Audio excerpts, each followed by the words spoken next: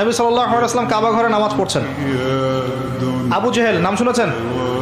আবু জেহেল দেখে ফেলেছে, এসে নবী সাল্লাল্লাহু আলাইহি ওয়াসাল্লামকে আঘাত করেছে, একটা ঘুষি দিয়েছিল। আল্লাহ রাসূল সাল্লাল্লাহু আলাইহি ওয়াসাল্লাম কিচ্ছু বলেন নাই। এই দৃশ্যটা দেখেছেন একজন দাসী, দেখে হামজা রাদিয়াল্লাহু আনহু স্বীকার করে ফিরছিলেন। তিনি কিন্তু তখন ইসলাম কবুল করেন নাই, নবীর চাচা, আপন চাচা। হামজা রাদিয়াল্লাহু আনহু আসছেন, তাকে বলছে ইয়া আবু আমারা, ইয়া আবা আমারা, হে হামজা, তার উপনাম ছিল এটা। তুমি যদি দেখতে কিভাবে আবুল হাকাম ইবনে হিশাম মানে আবু জেহেল তোমার ভাতিজাকে গালি দিয়েছে, আঘাত করেছে। হামজা রাদিয়াল্লাহু আনহু বললেন আওয়া ফাআলা হাদা, সত্যি কি সেই কাজটা করেছে? তখন এই দাসী বলছেন ই ওয়া রব্বি, আল্লাহর কসম সত্যি এই কাজটা করেছে। তখন তিনি ঘোড়া ছুটিয়ে কাবা ঘরে গেলেন, গিয়ে দেখলেন আবু জেহেল দাঁড়িয়ে আছে সবার সামনে, কাবা ঘরে সবার সামনে আবু জেহেলের কলার ধরে তাকে প্রচন্ড জোরে একটা ঘুষি দিয়ে বললেন যে আতাশতুমুনি ওয়া আনা আলা দীনি, তুমি কি আমাকে আঘাত করবে? আমি নিজে তার দিনের উপরে আছি। আকুলু মা ইয়াকুল, ও যা বলে, আমার ভাতিজা যা বলে আমিও তাই বলি। রুদ্দাহা ইন ইসতাতা'তা, তোমার যদি ক্ষমতা থাকে এই ঘুষি ফিরিয়ে দিয়ে দেখাও। কে বলেন এই কথা? হামজা রাদিয়াল্লাহু আনহু। এবং ওখানে সাক্ষ্য দিচ্ছেন যে আনা আলা দীনি ওয়া শাহিদতু আল্লা ইলাহা ইল্লাল্লাহ ওয়া আন্না মুহাম্মাদুর রাসূলুল্লাহ। তোমার যা ইচ্ছা এখন করো। কারো বুকের কলিজা ছিল না, ওখানে হামজা রাদিয়াল্লাহু আনহুকে একটা আঘাত করে দেখায়। এবার তিনি চলে গেলেন দারুল আরকামে, যেখানে নবী সাল্লাল্লাহু আলাইহি ওয়াসাল্লাম তখন ছিলেন।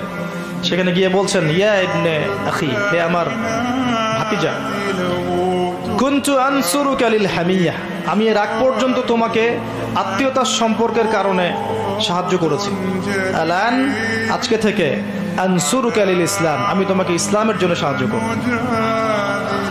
ওয়া আশহাদু আল্লা ইলাহা ইল্লাল্লাহ ওয়া আন্নাকা রাসূলুল্লাহ। এরপরে ইসলাম শক্তিশালী হচ্ছে। এই দৃশ্যটা দেখেছে ওমর রাদিয়াল্লাহু আনহু।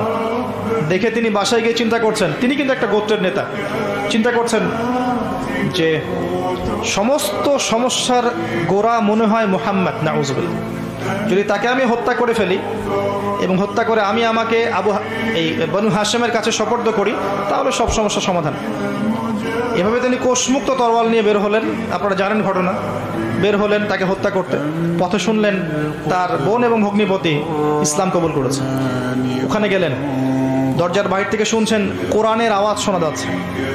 কোন সূরা? তাহা, মা আনজালনা আলাইকাল কিতাবা লিতাশকা, মা আনজালনা আলাইকাল কুরআনা লিতাশকা ইল্লা তাযকিরাতান লিমান ইয়াখশা তানজিলাম মিম্মান খালাকাল আরদা ওয়াস সামাওয়াতি উলা আর রহমান আলাল আরশি ইস্তাওয়া। এই সূরাটা পড়তে লাগলেন। একটা পর্যায়ে তার চোখ দিয়ে দরদর করে পানি পড়তে লাগলো। তিনি শিক্ষিত যুবক ছিলেন। আরবে তখন খুব কম যুবক পড়াশোনা করতে জানতো, হয়তো 12 জন বা 14 জন, তার মধ্যে উনি একজন ছিলেন। তিনি বুঝতে পারলেন যে এটা আল্লাহর কালাম, এটা মানুষের লিখিত কোনো কাব্য নয়। তিনি তখন তার বোনকে বলছেন ইয়ামবাগি লিমান ইয়াকুল হাদা, যে সত্তা এভাবে কথা বলতে পারে, আল্লাহ ইউবাদা মাআহু গায়রা, এটা শোভা পাবে না যে তার সাথে অন্য কারো ইবাদত করা হোক। খুজুনি ইলা রাসূলিল্লাহি ওয়া আসহাবিহি, আমাকে আল্লাহ রাসূল এবং তার সাহাবীদের কাছে নিয়ে চলো। আযহাবু ইলাইহি ওয়া আসলিমু, আমি সেখানে যাব এবং ইসলাম কবুল করব। তাকে নিয়ে যাওয়া হলো। হামজা রাদিয়াল্লাহু আনহু দেখলেন কোষমুক্ত তরোয়াল নিয়ে তিনি বাইরে, তাকে ভিতরে ঢুকালেন। ঢুকিয়ে বললেন যে আলা তানতাহি হাত্তা ইউনজিলাল্লাহু বিকা কারিয়া, তুমি কি ততদিন পর্যন্ত শান্ত হবে না যতক্ষণ আল্লাহ পাক তোমার উপরে কোনো শাস্তি নাজিল না করছেন? রাসূল সাল্লাল্লাহু আলাইহি ওয়াসাল্লাম তাকে ছাড়তে বললেন। তিনি আসলেন। আমাদের নবীজি কিন্তু আগেই দোয়া করেছিলেন, আল্লাহ দুইজন ব্যক্তির মধ্যে একজনকে আল্লাহ তুমি হেদায়েত দাও, দিয়ে ইসলামকে শক্তিশালী করো, হয় আবু জেহেল, আবুল হাকাম ইবনে হিশাম, অথবা ওমর ইবনে খাত্তাব। ওমর রাদিয়াল্লাহু আনহু স্বচ্ছ সাদা মনের মানুষ ছিলেন, পবিত্র মনের মানুষ, ফ্রেশ। সত্য হলো সত্য, মিথ্যা হলো মিথ্যা, কোনো টালবাহানা নাই। আল্লাহ পাক তাকে কবুল করলেন।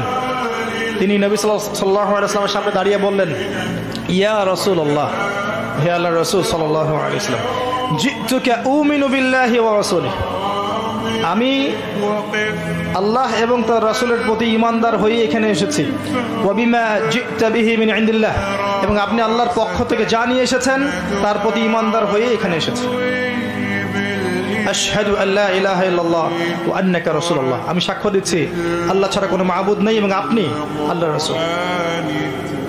এরপরে তিনি এক একজন মক্কার বড় বড় কাফেরের বাসায় গিয়ে নক করতে লাগলেন, তোমরা কি জেনেছো আল আলিমতা আন্নী ক্বাদ আসলাম, তুমি কি জেনেছো আমি ইসলাম কবুল করেছি? আবু জাহেলের বাসা একবার, উতবার বাসা একবার, সাইবাদের বাসা একবার, ওয়ালিদ বিন মুগিরার বাসা একবার, সবার বাসা একবার করে গিয়ে বলছেন, শুনেছো আমি ইসলাম কবুল করেছি? সবার মুখে তখন ভয়ে, ওমর ইসলাম কবুল করলে তো সমস্যা।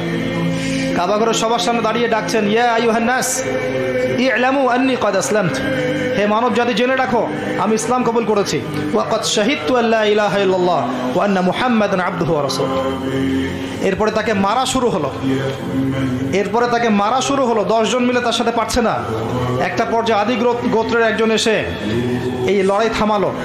থামি ওমর রাদিয়াল্লাহু আনহুকে বলছেন, আফালা কুনতা কাতামত, হে ওমর তুমি কি চুপ করে থাকতে পারতে না?